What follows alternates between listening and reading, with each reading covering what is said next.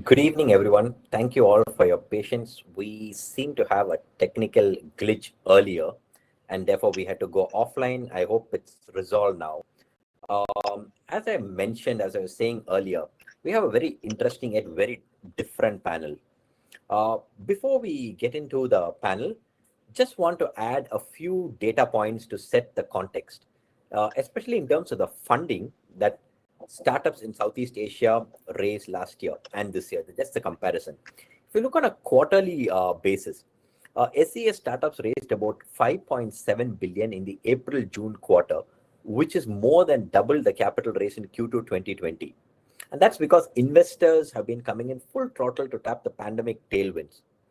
The funding in the first two quarters of 2021 is already higher than the total amount companies in SEA raised in the whole of 2020. Specific to Indonesia, its startups raised about 1.5 billion in Q2 2021. And this is already above the month-on-month pre-pandemic level. Earlier in the year, in Q1, the figure was even higher, at 2.64 billion. Our topic for today is tales of resilience and growth among Indonesian companies during the COVID-19 pandemic.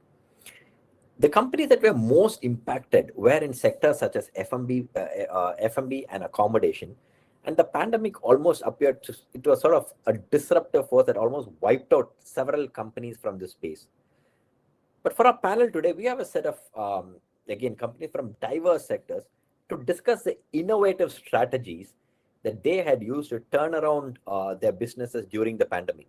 Our speakers include Abraham Viktor from cloud kitchen specialist Hangry, Shinta, who runs FMCG firm Lemonilo, and Indra, who runs the accommodation startup Bobobox.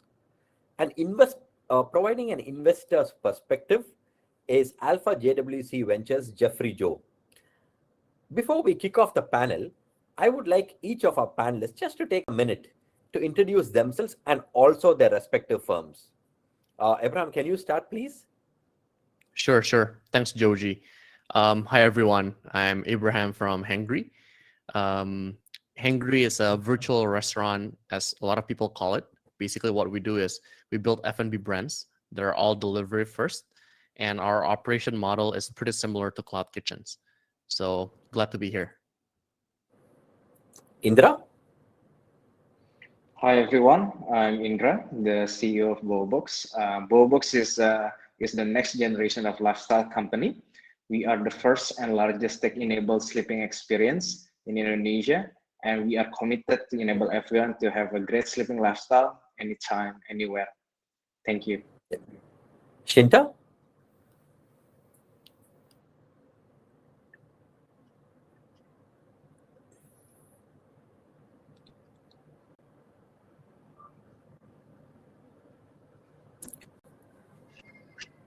Shinta, do you want to go Thanks, next? Joji. Hi, everyone. I'm Shinta. I'm one of the co-CEO and co-founder of Lemonilo.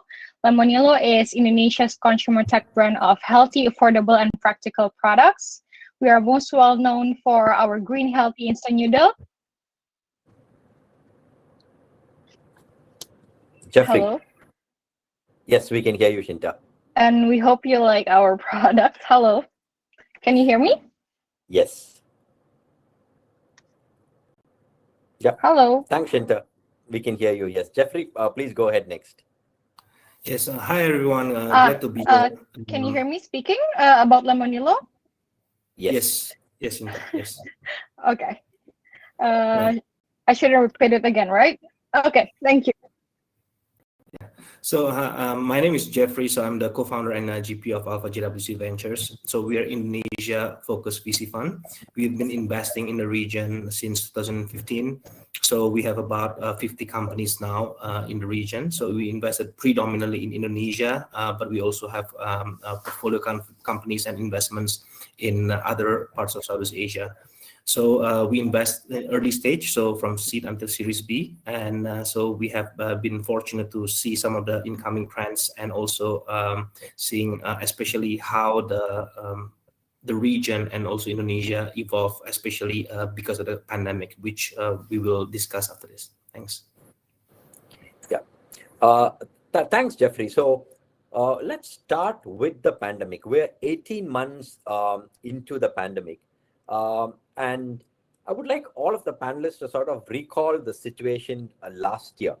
It'll be great for our audience if you can again take a minute or two to share your initial reactions when the pandemic hit.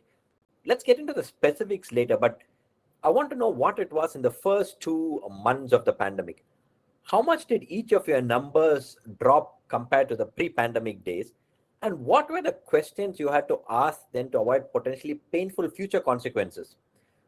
We can discuss the recovery later, but let's just hear from you on what the initial response was. Abram, you want to start? Yeah, sure. I think the first early months of the pandemic hitting Indonesia was honestly a bit tough. And I think the questions that we asked ourselves were, I would say, existential in nature, I think. So the first question that I think we were asking ourselves was, how should we operate in this situation? Because our staffs obviously are at risk. And then our customers would also be at risk, right? So I think that's the first question, like how should we operate? And then of course, later on, this question got answered better throughout time, implementing some safety measures to make sure that our staff and customers are safe. But the second thing that we also asked ourselves was whether or not the delivery, like food delivery lifestyle is here to last. Because I think at that time, our revenue was down by 30% in the first 2 weeks of the pandemic. And we were nervous because as a startup, we have been only seeing uptrend. And that was the first time that we were ever seeing a downtrend. So yeah, that was kind of nerve-wracking, but thankfully after 2 weeks, everything bounced back. Indra, what about you? Because travel was the most impacted when the pandemic hit. That's right. I guess it was one of the worst nightmare for any hospitality player, right? It was the worst crisis in the hospitality sector. So I still remember when Pak Jokowi announced the first 2 positive cases in Indonesia. We've seen a rapid decline in terms of occupancy rate, and we saw the same trend happening to all the operators in Indonesia. And the amount of decline is massive. Like we've seen a lot of hotel operators are operating even to the single-digit occupancy rate. So that's pretty crazy. And what makes it worse, it happened at the same time during the fasting month in Indonesia. So it was the lowest month of the year. So our occupancy rate, what used to be 90% occupancy rate, dropped to 30 to 40%. So I guess there was pretty crazy. And just like what Abraham said, the question should be like, how can we navigate through this pandemic? When will this be over? And start doing a lot of scenario planning. Looking at countries who got affected first. Looking at how China was dealing with it, and and then try to simulate a lot of scenarios, like what happened if it falls to below 20%. What happened if only bounce back to 50%, 60%? So I think in the early days, we did a lot of simulation and assumptions and just hoping for the pandemic to be over soon. Yeah. Thanks, Indra. Shinta, let me come to you. Food was not so much impacted, but what was the impact on the company as such?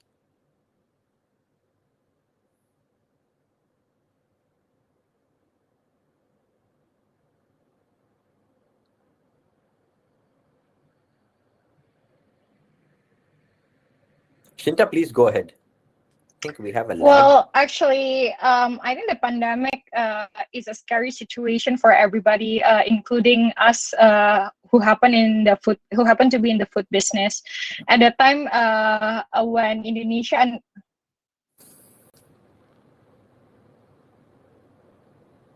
at the time when we heard about the pandemic, I actually was in the States with my partner. So we rushed back to Indonesia. We wanted to have an expo for Lemonilo in the state, but had to rush back because we didn't know what's going to happen to the entire country. So we're a bit panicking as well. because lockdown seems inevitable. But at that time, thankfully, people stock up their groceries, and our product, the instant noodle, was among the products that people stock up. But the impact was quite clear for the company. I think one of the thing that we decided to do as a company that focuses on health sector is that we want to keep our people safe. So we switched to work from home mode. Although we were pretty busy because of the situation, we also changed a lot of our marketing strategy. We committed to a lot of marketing spending, but we also have to change the direction because of the pandemic. So yeah, we learned a lot from that. Jeffrey, let me come to you. As an investor, what was your initial reaction? Was it reaching out to your portfolio companies and asking them to conserve cash and increase runway? Or was it asking the founders and CEOs, again, in your portfolio companies to sort of undertake emergency planning, trim expenses, maybe cut down on the number of people that they have? What was your first reaction? Yeah, so thanks, Joji. So when I look back I think it was about March last year. That was, to be honest, one of the scariest moment in my life, right? Because in March, it's this pandemic is unprecedented, and we really didn't know what to expect. And to be honest, back in March, things were very uncertain. So in the first month, really nothing happened, nothing moved in terms of investing, in terms of even the discussion, because I mean, we could not get into that discussion about business, because back then it's not about business. It's about the health. It's about how we are going to face this pandemic. But a few things that I think we did that was helpful for the companies was we organized a couple of events to share about how should we think about the healthcare, how should we think about the economy. For example, we had a panel with an economist, Dr. Khatib Basri, to share about how the economy could be impacted, right? And we also have a call with a couple of our companies who are severely impacted. But to answer your question, we believe that it's not one size fits all, because every company have a different situation. And depending on the situation, there are some companies that is actually positively impacted. There are also companies that are negatively impacted. But back then, the focus for us is, number one is the safety and well-being for everyone, and then second on the business. Thanks, Jeffrey. Let me just now just take the discussion forward in terms of wanting to ask each of the panelists, at what point did it occur to you all that this challenging situation could be turned into an opportunity where you could sort of set yourself and your respective companies for success, like use it for success? Were there any specific aha moment, like when you thought, okay, this is it, this is what I'm going to do next? Indra, you want to go first? Yeah, sure, Joji. So, yeah, like what I said, March was a really crazy month, and then, together with the fasting month. But, as soon as the lockdown was lifted in May, we saw a rapid increase in terms of occupancy as well. So we were kind of surprised when we saw that, because like at those times, during the first few months, we've seen a lot of hospitality players have to lay down a lot of people. They need to cut down their costs, and everyone just stop moving, right? So I guess that was our aha moment, like what's going on? Why do we bounce back a lot faster than the others? And that's when we realized that we have more than 90% domestic market, and a lot of the operators that are suffering are losing the foreign market that they used to have. So that is one of the advantages that we have. And also at the same time, the fact that more than 90% of our users are millennials, they are more bullish towards the pandemic. We see still a strong growth in terms of the millennial travelers. So that's when we thought if we can, enhance our hygiene protocols, health protocols, and give, more safety assurance to these guys, we can actually operate much better than all the competitors. Got it. Yeah, thank you. Abraham, please go next. Yeah. I think for us, it's not really a question of what opportune moment should we capitalize on. We knew we had to survive because we had a lot of employees, and the bulk of them are blue collars workers, right? So they need to eat. So I think the first thing we decided to do was making sure that our employees are safe within the premise. So we split the shift between A and B to make sure that if one shift were to be contracted, we can still operate with the other one. But I think what was an enlightenment for us was when we started talking to our customers. So we started talking to our customers to understand more, especially during the times when our revenue dipped by about 30% on their view on whether or not they would still order food delivery going forward. And thankfully, I think the survey result was encouraging that everyone unanimously said that they will continue food delivery as a lifestyle. However, they are looking for safety assurance because they perceive that the virus is spreading around. So I think from that point, we started building up and brainstorming internally on what we could do to make sure that our food packaging is always sanitized and clean. And it boils down to implementing a lot of safety precaution within the kitchen premise. And then we started communicating that to our customer. And I think that's something that apparently people appreciate. So we receive a lot of feedback that our customers are happy that we do temperature check. Customers are happy that we we lock everything, making sure everything is enclosed. So I think I would say that it's the light bulb moment was when we started talking to customers and understand what they expect amid the pandemic. Sure. Shinta, let me come to you. You spoke about earlier, you said how people began stocking up food, and your instant noodles was something that everybody stocked up. So you saw a huge boost. What was the next step for you? Yeah, I think one of the, I cannot say benefit, but it's kind of like, the plus point of being a company that tried to increase the the awareness level of, healthy lifestyle for people pre-pandemic era. And now we are at the, unique spot where people suddenly, move by themselves to have a healthier lifestyle, right? So what we do actually, we decided to speed up our product innovation because suddenly people at home, they talk a lot, to our customer service. They request more product. So then we get more insight on what kind of products that the people need. Actually, we are one of the companies that also produce our own version of hand sanitizer, because at that time it was just like, people are asking for it in Indonesia. It's all sold out everywhere. So because we have an expertise in, speeding up the innovation process, so we are able to launch a huge amount of sanitizers in less than 2 months, while alcohols are not cannot be found anywhere. So we definitely capitalize on that.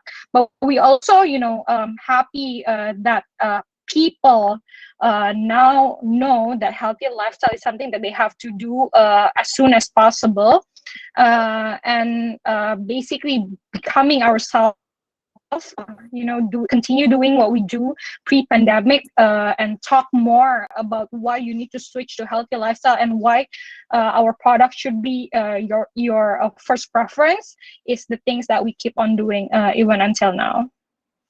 Got it.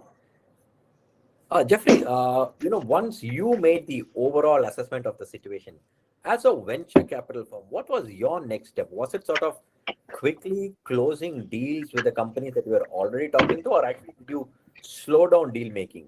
And the second thing I want to ask you was, did you see this as an opportunity maybe at that time, right, in the first few months of last year when valuations were a bit soft? So did you see it as an opportunity to get into the cap tables of companies who may otherwise have not been really raising at that point of time? Yes, so maybe let me set the time frame so everyone here can have a bit more context, right? So I would say that my answer will address with the context of in the past 1 year, starting from, let's say, June, July, August last year until now. So a few things. The first thing is that I think this pandemic really changed the landscape a lot, both for the investors and also for the founders. The founders who are coming to the market after the pandemic started, I will say that are those founders who are really not only more risk-taking, but also more experienced and really serious in building the startups. Because building startup alone is already hard, but building startup during the pandemic is even harder, right? So I will say that there's a lower quantity but higher quality, if you will, from the founders in general. In terms of the investors in Indonesia and also in the region, we also see that who are actively continue to invest actively, and which one that are maybe not. And I will say that also give a signal on who are actually really investing in this region and who are more opportunistic, right? But in terms of what we did in the past 1 year, or let's say in 2021. We have invested in a lot of companies, and I've even said this internally that we've never been this busy and this active ever before. So we've been investing since 2015. In 2021 was the highest number of investments that we've made, and also the highest capital that we have deployed. And in terms of the valuation, maybe the valuation was a bit, I will say, reasonable or lower when during the initial part of the pandemic. But now, to be honest, the valuation is actually increasing. I will say not only in the region but also globally. I think it's good for the founders, maybe not so good for investors. But that is the situation currently that we are seeing. Just a quick related point, Jeffrey, and I use this in my morning presentation. In 2021, as of now, Southeast Asia has seen about 20 unicorns. That's the total number of unicorns that Southeast Asia had all the way until 2020 end. So we had as many unicorns this year so far as we have created since the time like startups began to raise funding, like maybe from 2007 or 8. So that's how big or different this year has been. So yeah, please continue. Yes, Jeffrey, continue. Yeah, and then that's largely because of the liquidity that's available in the market. And responding to your question earlier as well, I think we are now still assessing the situation. Just to give, I think, a bit of context, I think Indonesia now in a good shape in terms of COVID. The number of people in the hospital or the hospital utilization rate is very low now. I will say that maybe lower than 50%. That's a number that I got from my contacts and network in Indonesia. So things are looking very good now, right? But to be honest, who knows what will happen in the next few months? So I will even say that we should still be cautious on what's happening. But fortunately, we are operating in the digital economy, meaning that even if the total economy stagnant, we believe that the digitization is actually going to increase, and that's a very, very strong tailwind that the COVID brought. So I think net we are a beneficiary. So there's a brighter future for us, but nevertheless, I think we still should be cautious about what's coming. Got it. Now that we have set the context, I just want to come to a bunch of specific questions to each of you. Let me start with Indra. So, Indra, considering that your model actually relied quite a bit on budget travel, what parts of the business were rendered sort of less relevant than before, and who replaced them? Also, can you give us audience a sense of what were the new revenue models that you pioneered during this time, and how do those models work? Right. So I guess travel has been growing very strongly in the pre-COVID era, right? It has grown 9x in the past 5 years, and budget accommodation is something that has been disrupting the market, right? So before COVID, there are 3 main priorities when people want to decide what kind of accommodation that they want to choose. So affordable pricing is one thing. Pricing point is one of the highest priority. Followed by the strategic locations, right? So But since COVID happens, I think there is a mega shift in terms of the consumers' priorities, in terms of things that affect their buying decisions for accommodation. So now hygiene becomes their number one concern, not so much on the pricing, right? And then less touch, seamless, contactless experience, health protocols. They want to make sure that the facilities are safe for them, and last but not least is less crowd, right? So they want to make sure that there's social distancing there. So I saw that as an opportunity for us, right? Because now there is different behavior as well. Like when before COVID, people used to travel frequently, so the duration of stay is like 1 to 2 night stays. Now we're looking at a lot of longer stays, right?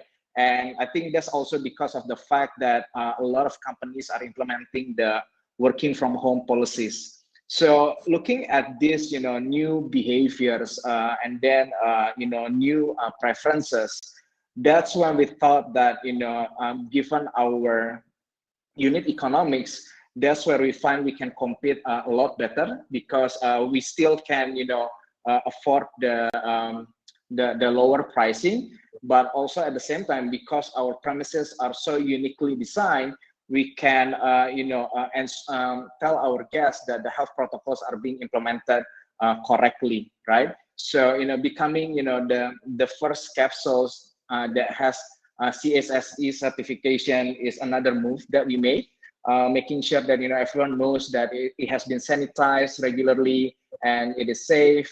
And I guess having technology integrated to the sleeping pods is also another advantage, because what we developed 2 years ago as a contactless experience becomes something that many people are looking for, because they want to have less interactions with people. Indra, I have a quick related question to you. One of the things that I've read is 80% of your bookings came via the app. So was technology a big differentiator for you, because you're not depending on travel agents at all? Right. So yeah, before COVID, until today, we are still working closely with a lot of OTAs, right? But I guess the way people find us is different during COVID.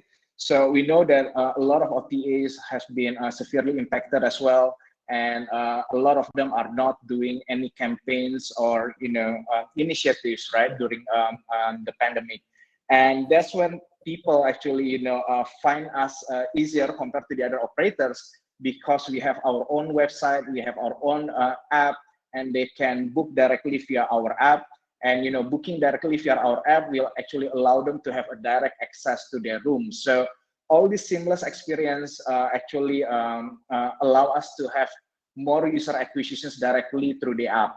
So that's what helped us to get a bigger portion of traffic coming from the app. Got it. Shinta, let me come to you. For your community activation went offline, from when it was. So how did it, and how did you still? This is what I read. So and I read some numbers that you still managed to grow your community numbers by 30 to 40% month on month. How did that happen? Well, basically, people get bored at home, right? Because they are being forced to be at home. And we try to create some online activities that could be beneficial for our potential community. So one of the things that we do is back then we created an event so called Lemonilo Festival. So it's an online festival, consists of, like health education, sport activities, etc. We try also to be creative and send people some samples, and we do Lemonilo mukbang, Lemonilo products mukbang together in the internet. So we do a lot of online activities, because as a consumer brand, one of our obligation is to keep the conversation going for our brand, and that's that's what we want to do. We want to be creative despite having no offline activities at all. When the lockdown is lifted up, actually we also see there's a lot of barrier to do offline activities, so we need to be creative to do community activation. And one of the thing is, right now we do activation in vaccine centers, for example. We do activation in cemetery during Ramadan. No brand has done probably activities in cemetery, but we do that because families in Indonesia during Ramadan, they come to cemetery as a part of family recreation. So we want to be everywhere, people there. The key element for an effective community activation is, I think, to really know your local communities and what they want to do, what they like. So we basically become better and better at that, and we try to be sensitive towards what they want during the pandemic era. So with this, we are able to grow our community significantly. Wow, community activities in cemeteries and vaccination centers, that's like super interesting. But just quickly wanted to ask you, you spoke about how most of your activities and marketing went online. How much did that increase your sort of online or marketing spend? Because the customer acquisition cost online is pretty high.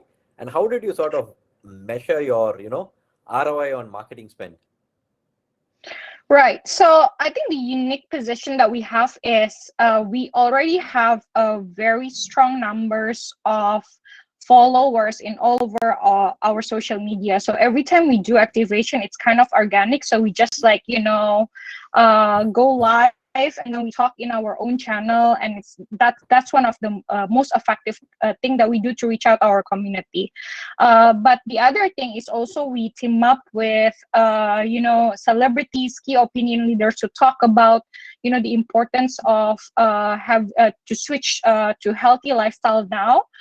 So there's a lot of people that bring our mission and talk about the importance of healthy lifestyle on behalf of the company, on behalf of Lemonilo.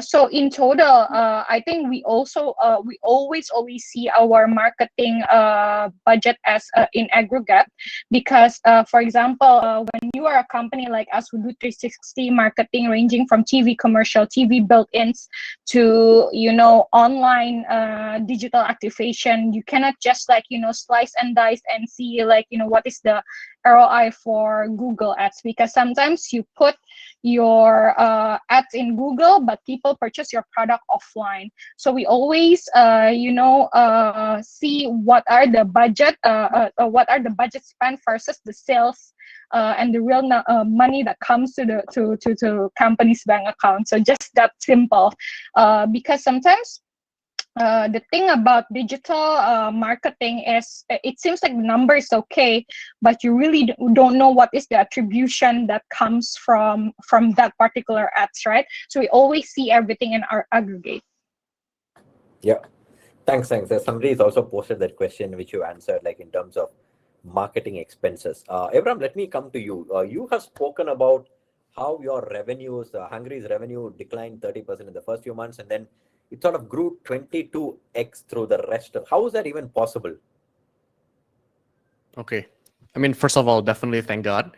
But I think the reality is we started the company before COVID, and at that time, sometimes we were knocking our own head on why we didn't start a dine-in business. But when COVID hit, we were thankful that we started a delivery first business, because we know that if there is an F&B player that can survive and win throughout this period, it's definitely us.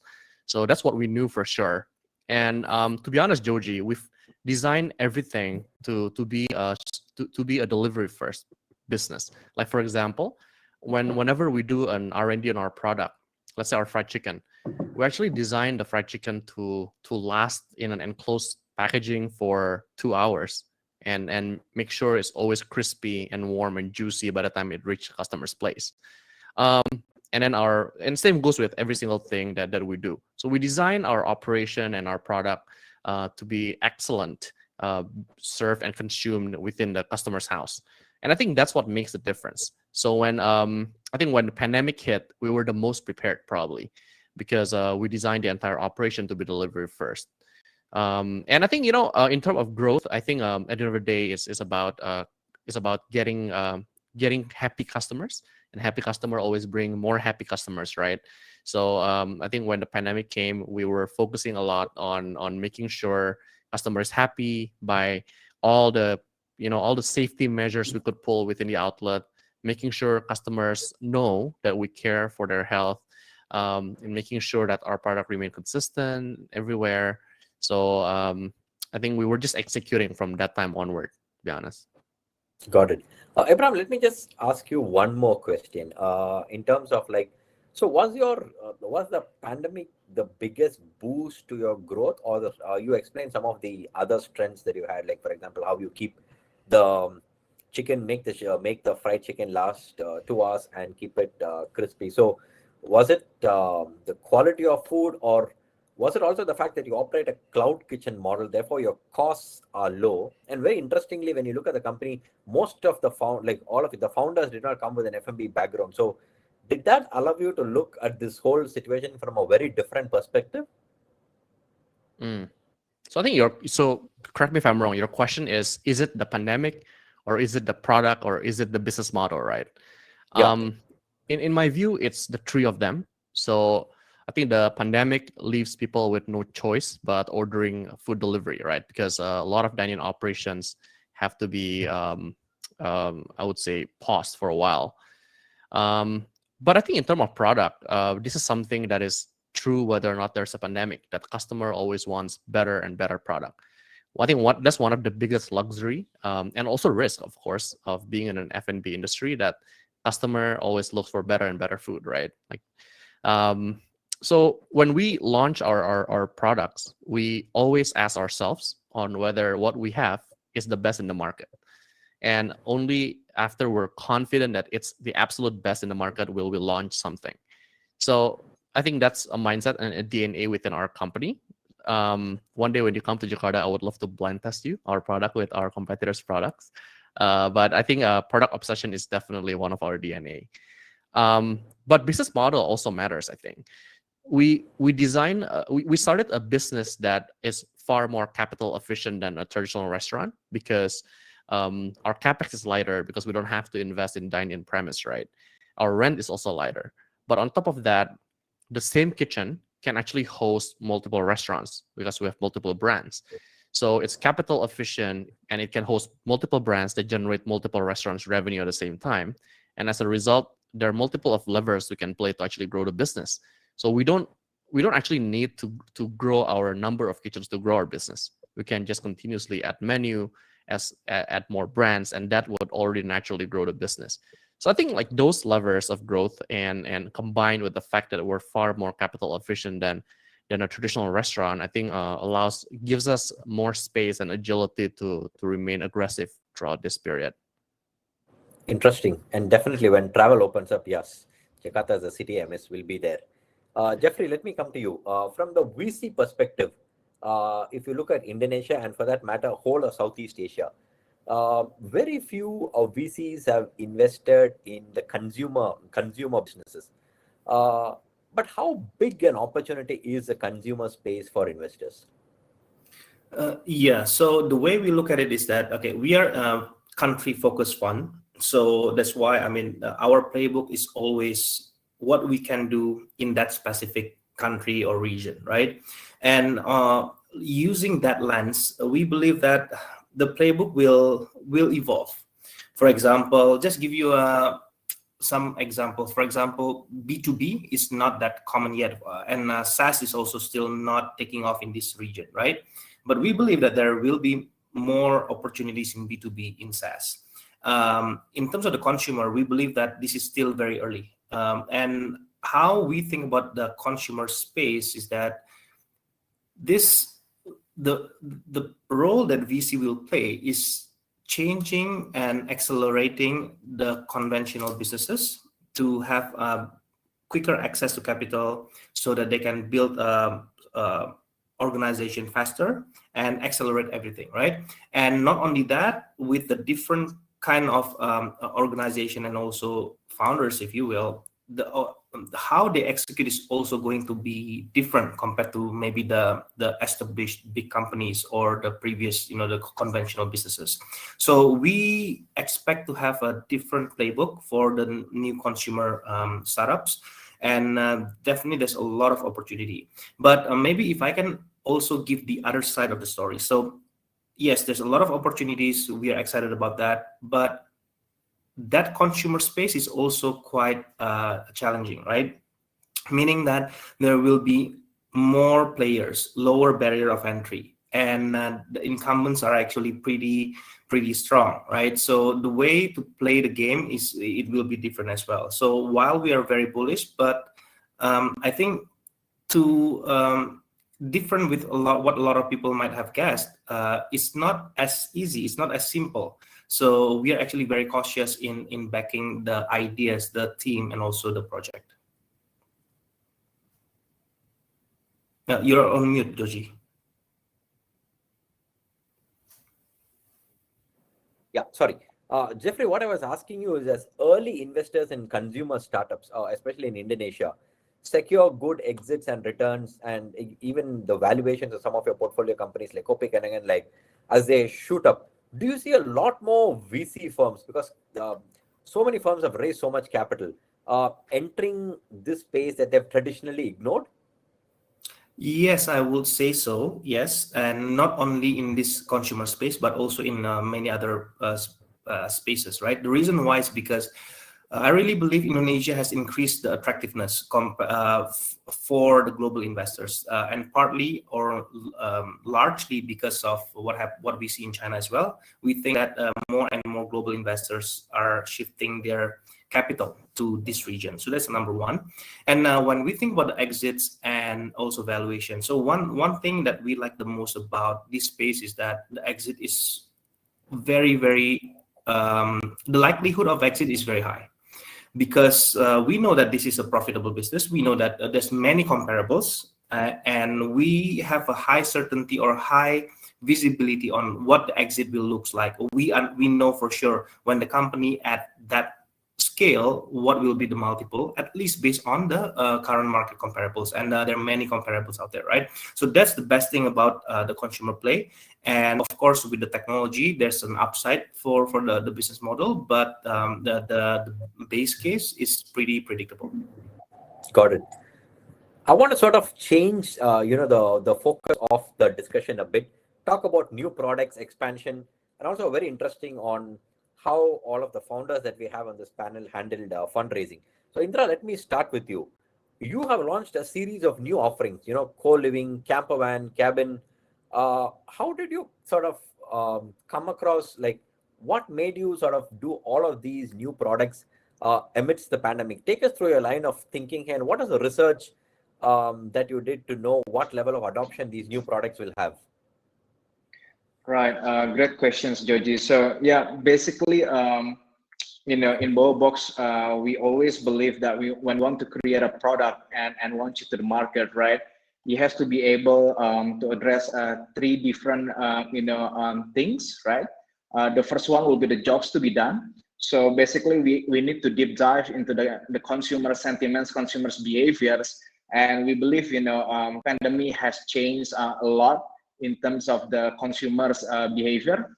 And then the second thing that we have to address is the unit economics, like what will make sense in this time of crisis, what kind of buying power that the consumers are willing to pay. And the last factor that we have to consider is how we can actually use our industrial science as well as our technology to scale up the business, right? Those are the three things that we use before we can create a product. And diving deep into the consumer sentiments, we found that domestic market will be the market that we have to tap into, at least for the next 1 to 2 years, right? That should be the main focus. And we also see that budget accommodations will be bouncing back faster, and there will be a bias towards domestic travel by car. So, people will not be flying, overseas in the next 1 or 2 years. So we have to make sure as well how they can, get into all these new destinations conveniently by car. And also, we've seen a lot of data showing that there's a lot of searches in staycation, authentic experience. Basically, we found a lot of people are just, they just want to travel. They want to spend time with their, with their loved ones, with their friends. They just want to find the right destinations for them to do that, right? And then, last but not least, is the outdoor preference, right? So, the new luxury is the isolated vacations, right? Vacation that is far, vacation that is safe from anyone. So, based on all those data, then we figure out, what if we were to implement our modularity and space efficient concept, as well as our technology, to be set up in an open environment. That's when we came up with the Bobo cabin product, right? So, so we went to a lot of outdoor destination, asking a lot of the local people there, and they've been saying that there is a huge increase of traffic coming to these destinations. They even have more customers than before COVID. So that's why we thought that can be a great opportunity for us to tap into these places and offer something that is better, offer something that is more flexible. Having technology integrated with the cabin allow people to have more flexibility in terms of the booking process and in terms of the cancellation, and also with the right concept and access to capital, we can grow a lot more aggressively compared to the other operators who now start doing a lot of glamping business models, right? So yeah, it will be based on those 3 pillars, Joji. The jobs to be done. We see that people need to find a place so that they can work and then have vacation. Spend time with their loved ones. And in terms of the unit economics, we've seen people are paying more and more. As long as they can have the safest destinations, and then the technology itself, the modularity, and the platform, the booking platform that we have, allow us to expand a lot faster compared to all the competitors that they are in the market. Interesting. So you went from just offering mere accommodation to experiences too. Shinta, let me come to you. Yeah. So I was saying that for Bobobox, you went from offering accommodation to adding experiences also on top of it. Shinta, let me come to you next. 2 questions for you. One is, you have been launching new products in the indulgence category. So what makes you think that this category is pandemic resistant? And the second is, you've also been launching a lot of new products exclusively online. So do you crowdsource ideas, feedback, and does it give you an edge compared to many of your competitors? So yeah, thank you, Joji. So first of all, we of course didn't know that indulgence category would be pandemic resistant. What we know is we have really good inputs from our consumer, from our community, about the type of product they would like to consume in home during the pandemic. And actually, snacks and indulgence category is among those, because I think here's the thing, you get bored easily when you are being forced at home, and when you are watching TV and you want to munch something, sometimes you keep on thinking whether I munch something good, whether my kids munch something good. So basically, we just hear from our consumers and create something that they want. This leads me to answer your second question.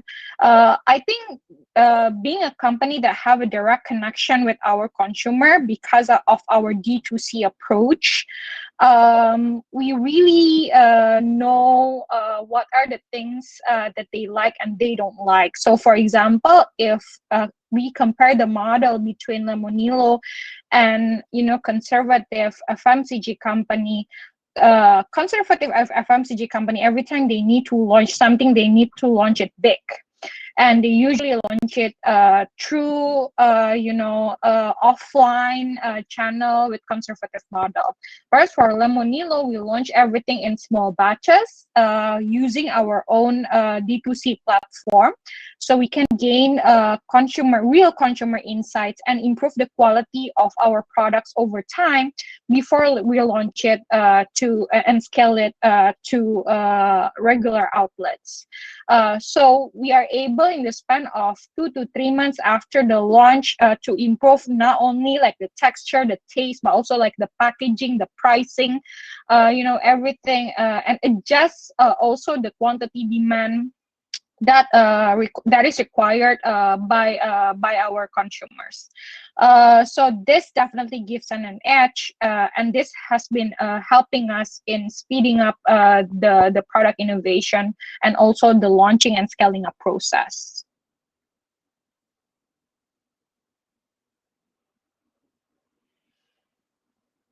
Joji, you're on mute. Sorry, yes. Abraham, let me come to you. Earlier in the session, you actually spoke about not the advantage of not having any physical restaurants. But I understand that now you have plans to launch several physical outlets across Indonesia. And I also understand that from 40 cloud kitchens now, you want to look at having about 300 by the end of 2022. Just take us through your expansion plans and your line of thinking here. Okay. I think I can share two things on that question. First is what our customers have been telling us, and second is what the trend we've been spotting about some of our operations that are outside of Jakarta. So we actually, I think I would say that our company strategy is mainly driven by customers' voice. And that goes about almost everything. So, for example, our biggest tech investment as a company is actually in making sure that complaining is easy, because that's one of the biggest pain points that our customers have been telling us they've been having in their experience of buying food online. And same with physical stores. So actually, our customers have been telling us that they would like to see some flagship shops where they can actually enjoy our food with some friends, rather than enjoying it at home personally alone, as most of our customers have been doing throughout this pandemic. So I think going forward, we're gonna strategically open some dining stores to accommodate for that demand. And on the second part, we actually have been seeing some interesting trend in our operations outside of Jakarta, where those outlets outside of Jakarta actually make more money compared to the outlets that are in Jakarta. And I think there are two reasons why. First is that there are less competition in those cities compared to Jakarta, because Jakarta is a very big city where there are thousands of restaurants, often very densely located close to each other, right? And the second reason is that OPEX is generally cheaper outside of the capital city. So salary level is much lower, whereas at the same time revenue is or purchasing power is the same. So I think for that reason, we would like to penetrate to those second-tier cities across Indonesia that we haven't gotten any presence on, and that's basically the bulk of our strategy for 2022. Got it. Jeffrey, coming to you, on the VC side, for expansion for a VC can mean very different things. We recently reported that Alpha had hit the first close of its third fund at 300 million, and at the final close, you will be among the largest seed to Series B funds in the region across Southeast Asia. So in terms of investment thesis, what will change with the new the vehicle? Will it be the ability to back companies all the way from the seed stage to Series A, B, or even C? Or will it be expanding to more markets in Southeast Asia? Yeah, so for us, we are Indonesia-focused fund, and Indonesia will always be our main market. But with the larger fund size, of course, we can have a more capital to deploy in the neighboring countries, right? But how do we deploy the third fund is we believe that when the market is getting more mature everything gets quicker. So for example, the amount of time needed for each round is also getting shorter, and we also see that that will require a lot more capital, and especially if we are on the recovery phase after COVID. I think we will see quite a lot of movement in the market. Recently, the market is extremely hot, and thanks to a lot of good catalysts in the market. One, which is I believe it's one of the most important thing, is the Bukalapak IPO. It has proved that Indonesia is a good market to list, and then we have actually the demand, the depth of the market, right? So that has just given a lot of reasons for investors, not only the VCs. I think the most amazing part is that we don't need to rely on VCs for this space, right? There's public investors, there's retail public investors as well. So that is just going to give a lot more momentum for the market. So if anything, Joji, I think the next 1 to 3 years will be, even faster, even more exciting than the past 5-6 years that I've been investing. Okay, so I want to now, on a related note, maybe spend the next 5 minutes looking at the whole fundraising, questions around fundraising. Indra, let me come to you. So Bobobox raised about just under 12 million in May last year. Was that sort of done, did all of those discussions happen pre-pandemic, or what would have been the outcome, say, if, you had gone fundraising a few months later? Would it have been very different? Yeah, good questions, Joji. So yeah, we have a lot of interest, from strategic investors before COVID, because we are performing at 90% across all locations, right? So the discussion started before the pandemic, and then the pandemic hits, right? But I guess lucky for us that, like I said earlier, we bounced back a lot faster than the other competitors, right? So the potential investor at the time, so that we managed to get a V-shaped recovery. So they see the resilience of the team in terms of improving the business model, the revenue model. We are very agile in creating additional features, making booking more flexible, better cancellation policies and all that, and then the seamless experience. So I guess having all those things added to the facts that we have, I think it gives more confidence to the investors, and that's when we managed to not only close the round, but to have a bigger round than what we initially planned. So and I guess if the fundraising comes later, after the pandemic, I would say it can be a lot more exciting as well, because now we have more products, right? Especially with the new product market fit. I think that adds a lot of value. Since we launched it in February, it has been 100% occupancy rate, throughout all locations. So I guess, like what Jeffrey said, things are moving very fast as long as we can, listen to our consumers, just like Brown said, and come up with the right solution. I guess now is the best opportunity, and I guess we have also seen a lot of the hospitality players like Airbnb, how they navigate through this pandemic and manage to get an amazing IPO, and so I guess that boosts up the investor sentiments. Yeah. Got it. Shinta, you raised an undisclosed Series B earlier this year. How tough was it? And on a related note, what does it take to be a woman founder and operate in the consumer space and also raise capital amidst the pandemic? Well, I think, honestly speaking, no entrepreneurs like to do fundraising cycle, right?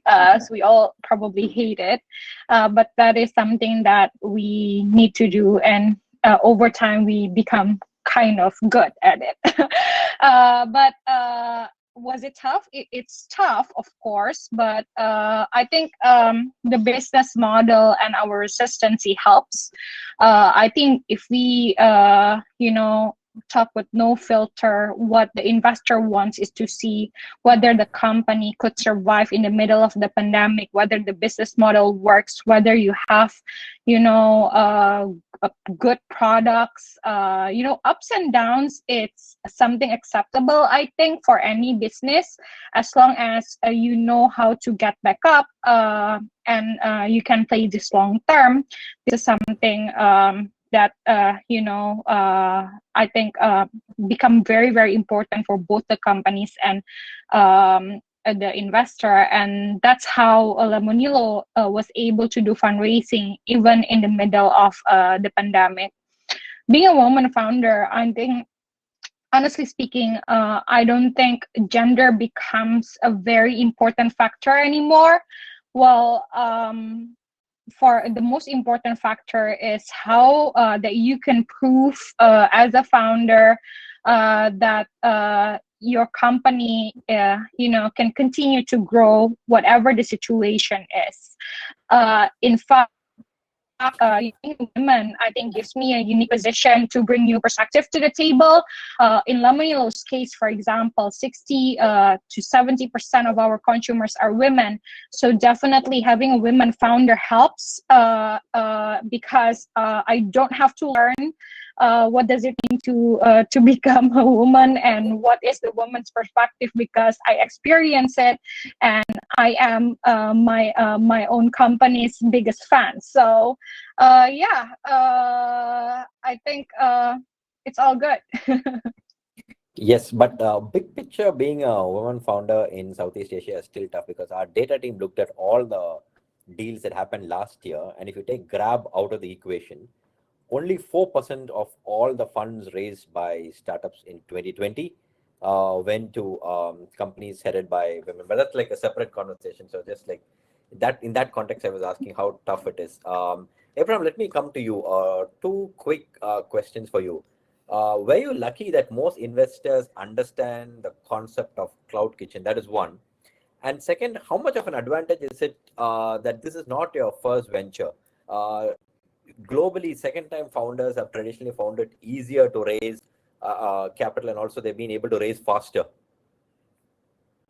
I think, to be honest, in contrary, it's I think not a lot of investors actually kind of understand what we do, and the ambition that we have seems daunting as well, because we want to build the next generation of global brands, like being a part of global citizens' lifestyle in the next few decades, and that's something that is daunting for a lot of VCs. So I think it took us it took us a lot of talking to a lot of investors to find the ones that are genuinely interested in backing such ambitions. And I think to your second question, being a second-time founder probably helps opening doors, but like what Shinta said, I think fundraising is something I genuinely hate. I think it's the one thing I dislike the most about this job. And being a second-time founder doesn't make it easier at all. It's always extremely hard. So we're extremely grateful to those who entrust us in the end. Got it. Jeffrey, let me sort of come to you on the whole related to fundraising, because capital is a commodity today. And for the best of companies, they have access to capital from regional funds, from global funds. So how do you see the landscape where entrepreneurs have a lot of choice? So what is the value add you bring, or do you see a lot of entrepreneurs just going with the highest valuation? I would say that the best founders that I've dealt with always carefully choose who are going to be in the cap table, and I will say that with high certainty that our best founders do not choose the highest valuation. In fact, I have quite a lot of data points saying that the best founders will sacrifice valuation over the right partner in the cap table, right? And I think going forward, that will be the case, especially when the ecosystem is getting more mature. I think what will happen is that the transparency will be there, right? When I started in 2015, no one could accurately predict how we, Alpha JWC, will behave.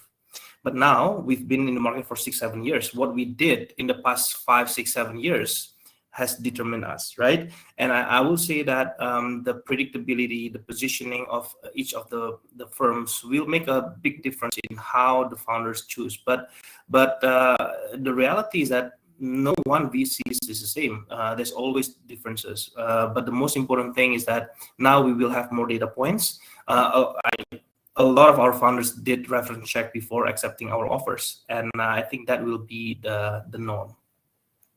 Yeah, we're running out of time, so I think we can just do maybe a quick round of questions, especially on the road ahead and the challenges. So Abraham, let me start with you. Is multiple waves of COVID with no end in sight your biggest challenge? And there was also some report that you're looking for profitability by the end of 2021. Is that still on? Yeah, absolutely. No, I think I think the one thing I think about the most every day is on how we can build a brand that would be an enduring global brand, right? That's something that we have in mind. And customers in Indonesia or across the globe always are spoiled with so many choices. It's not enough to be good. Like, we have to be great. And I think as an F&B player, it boils down to operation, actually. It boils down to execution that makes sure that customer is not just okay with their experience, but they're really happy. And such happiness is usually proxied by NPS. And the higher NPS is, the more promotion comes naturally from your customers, right? So I think that's what that is our biggest one thing that we always think about every day. And we're definitely still very early in this journey. Sure. Just a quick related question. You talked about building a global brand, and when you do that, you come across several of the global majors who are in the F&B space.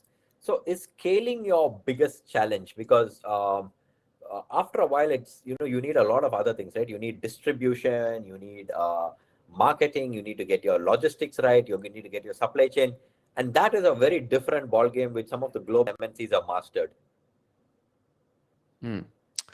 I think to be honest, scaling at this point is still challenging, but it was more challenging than when we just started the company. Fortunately, there are a lot of players we can learn from, including the large QSR chains of the world. But I think right now the biggest challenge is getting people to have the first step of our product. So we have a very high rating in delivery platforms. We have a much higher NPS than the other peers in the industry. So our homework is to get people to try our product for the first time. That's the biggest challenge. Got it.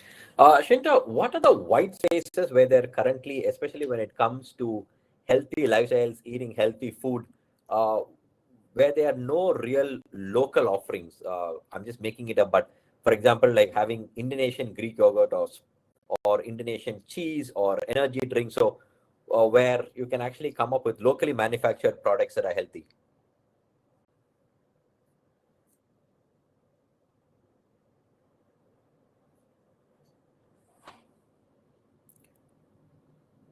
Shinta, you're on mute.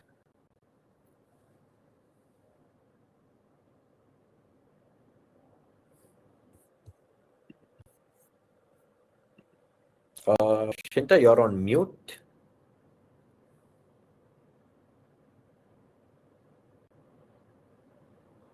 Okay, maybe we can. Yes, go ahead. Go ahead. Now we lost Shinta.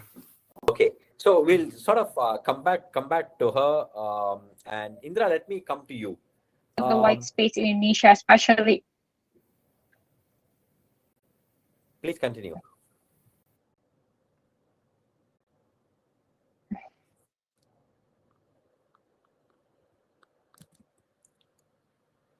Continue. Okay. Please. So yeah, talking about the white space in Indonesia, but especially in the consumer industry, there's still a lot of room.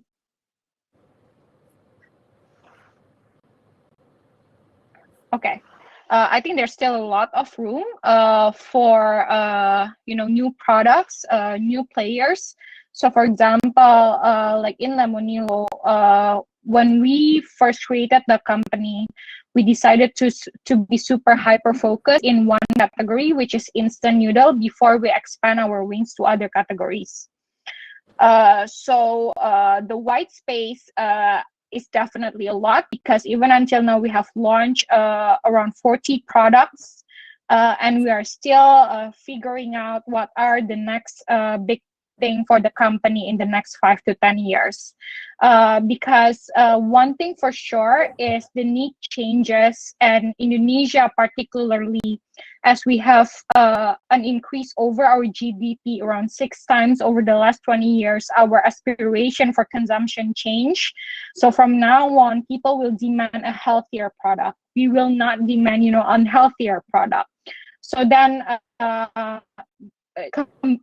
knowing that fact, but plus we are very particular, about the taste. We have to be able as a company to create something with very, very good taste, but also better ingredients. And that become our task every day at Lemonilo. First, to create new products, better version of our everyday local products, and second of all, how to maintain the top choice in healthy sector as well, because bigger companies now try to become healthier. We are the first in Indonesia, but now we are also competing with those giants to provide better products with tasty tastes. Got it. Indra, let me, final comments from you. For a business like yours, today, as more and more millennials and others move to flexible lifestyles where also remote, they look at a remote work life, many companies have hybrid workplaces. We see a lot of employees taking advantage of these new found flexibility. So they're living in different cities, they're doing a lot more shorter trips, traveling to unique places. So do you think all of these going forward will be a big driver for your business? Yes, Joji, I believe so. I believe, working remotely will be something that will continue to last even after COVID is all behind us. There are so many roles that are more productive and efficient, by working remotely. So, and also, I guess this pandemic has allowed a lot of people, especially the domestic market, to actually explore more Indonesia. And Indonesia being an archipelago with 17,000 islands, we have many great spots, many great attractions with breathtaking views. I would say those will be the right locations for our Bobo cabin. And just for an example, in Bali itself, the domestic market has been growing towards the eastern and northern part of Bali. So that's very exciting. A lot of cities in Indonesia discover a lot more new destinations like they never seen before, and that will be good for the Indonesian tourism. And I believe what we have here as a product, as a technology, we can be that locomotive for the new tourism in Indonesia. So, and looking at how the millennials get exposed to all the experiences, that will be another reasons why they will travel even more. Just like you said, I think it was very spot on. Short trips, short vacations will be something that is growing very big in the next couple of years. Yeah. Jeffrey, my final question of the session is to you. Consumer businesses are capital intensive, and there's only so much that VCs can do. Has these businesses reached a level of maturity where you see private equity firms or even sovereign wealth funds stepping in to sort of fund the next growth for these companies?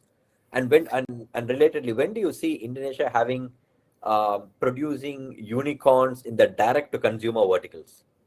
Yes, number one, the business model for our playbook is so the companies that we back usually have a less capital requirement compared to the conventional model, right? If you look at, for example, the cloud kitchen usually have less capital, even, the Bobobox as well. So many of these business models have required less capital, but when they want to grow, we believe that there's opportunity for later stage funds to play a part here. So be it sovereign wealth fund or private equity. And in terms of when do we see unicorn? I mean, I would say very soon. And knowing your ability to sniff the deals around very, very quickly, I wouldn't be surprised if something can come up in the next few weeks, Joji. Got it. We've already exceeded the time that we had. We had a fascinating panel, great discussion. wishing all the founders the very best in the post-pandemic world as you sort of go on to build your companies. Jeffrey, whenever you hit your final close, give us the news. And thank you all for joining us. For our audience, thank you for staying on. Sorry about the technical glitches that we had in the beginning. I hope all of you enjoyed the conversation. And for me, it was like really interesting to talk to the panelists that we have. Have a great evening, and thank you for joining us.